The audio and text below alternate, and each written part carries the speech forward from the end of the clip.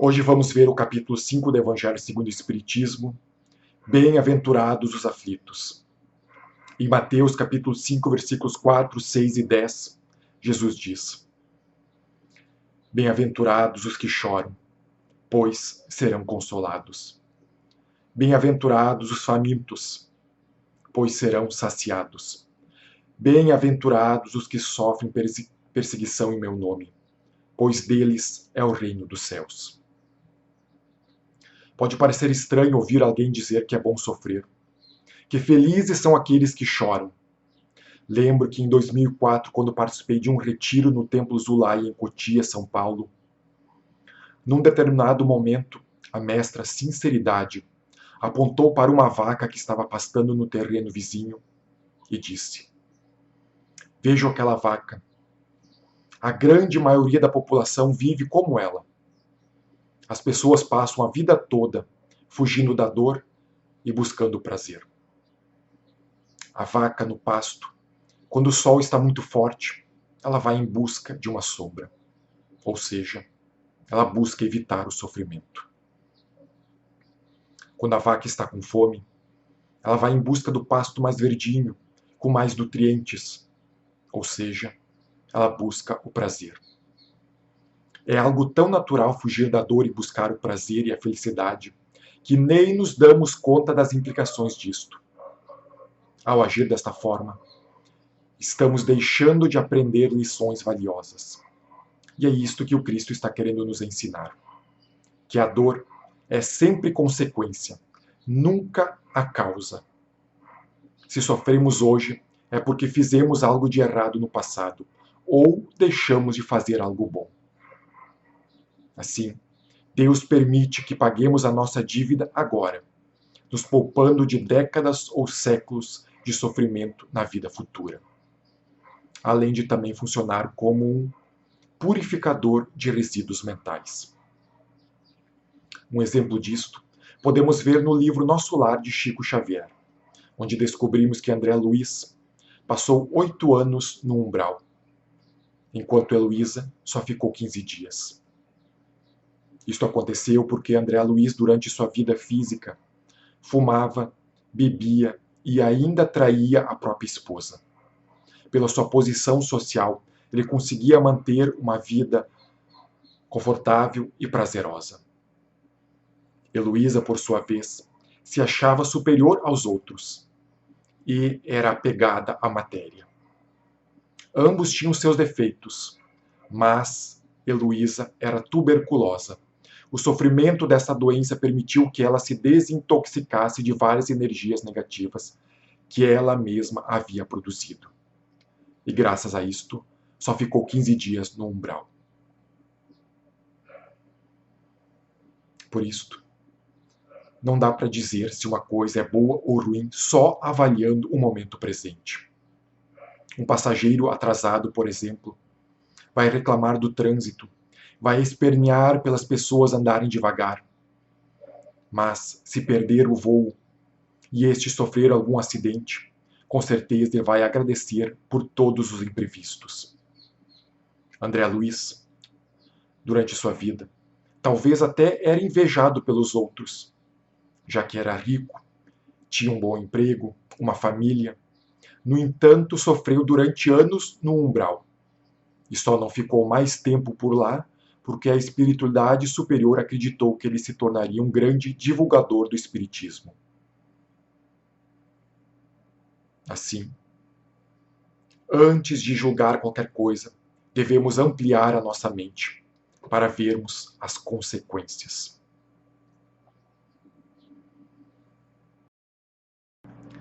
Como podemos ver, a dor tem sua utilidade. Mas ninguém pense em desistir de lutar, em se acomodar, em deixar as coisas acontecerem.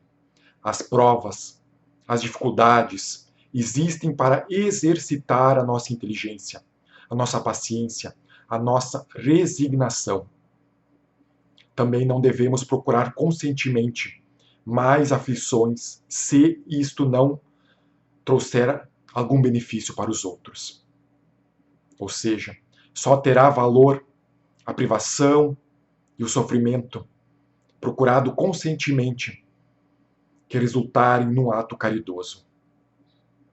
Assim, vale muito mais ficar sem se alimentar para que o outro não passe fome do que jejuar para cumprir rituais religiosos.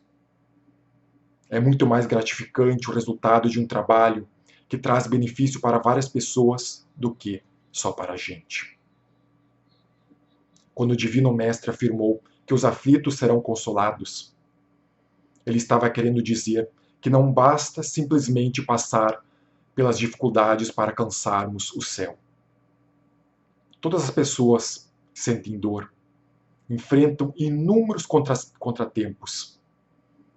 O que temos de entender é que só sofre quem quer. É só olharmos à nossa volta para vermos pessoas que, apesar de todos os problemas, não se entregam às lágrimas e lamentações. Pelo contrário, encontram forças em si mesmas para enfrentar e vencer todos os obstáculos. As reclamações, a falta de resignação diante das dificuldades sem solução, além de não resolverem nada, agravam ainda mais a situação. É como o bandido que se revolta por ter sido preso. Ora, ele nem pagou a pena do primeiro crime e já está acrescentando uma nova dívida ao não aceitar pagar pelos seus erros. Há muitos séculos atrás, um rei cansado de governar o seu reino resolve pedir conselhos a um monge muito sábio que vivia numa caverna. O rei então pergunta: poderia me dar uma boa razão para não desistir? O sábio responde: olhe à sua volta. Consegue ver a samambaia e o bambu? Sim, disse o rei. Quando plantei as sementes da samambaia e do bambu, cuidei de ambas muito bem. A samambaia cresceu rapidamente. O seu verde brilhante cobria o chão. Mas nada saiu da semente de bambu. Contudo, não desisti do bambu. No segundo ano, a samambaia cresceu mais abundante e brilhante. E novamente, nada cresceu da semente de bambu. Mas não renunciei ao bambu. No terceiro e no quarto ano, novamente nada cresceu da semente de bambu. Mesmo assim, não renunciei ao bambu. No quinto ano, apareceu um pequeno broto de bambu no solo. Em comparação com a samambaia, era muito pequeno e insignificante. No sexto ano, o bambu cresceu mais de 20 metros de altura. Durante os 5 primeiros anos, o bambu estava só alimentando as raízes que o suportassem. Aquelas raízes o tornaram forte e lhe deram tudo o que precisava para sobreviver. O bambu tem um propósito diferente da samambaia. Contudo, ambos são importantes e fazem da floresta um lugar belíssimo. Por isto, nunca se arrependa de um dia de sua vida. Os dias bons trazem felicidade. Os dias ruins trazem experiência, como também trazem ensinamentos. Ambos são vitais para a vida. A felicidade o torna doce. Os sofrimentos o tornam humano. As quedas o tornam humilde. A vitória o torna brilhante. Assim, se você ainda não alcançou o que deseja, não se desespere. Talvez esteja apenas alimentando raízes. Vejam a importância da persistência. Se não fosse a paciência e a teimosia do monge, o bambu não teria se desenvolvido. Mas só é possível persistir num caminho quando se tem fé de que as coisas vão dar certo. Ninguém vai empenhar tempo, trabalho e dinheiro num projeto sem chances de vitória. É aí que entra a autoconfiança. Certa vez perguntaram a Charles Chaplin qual era o segredo de seu sucesso. E ele respondeu: devemos ter fé em nós mesmos.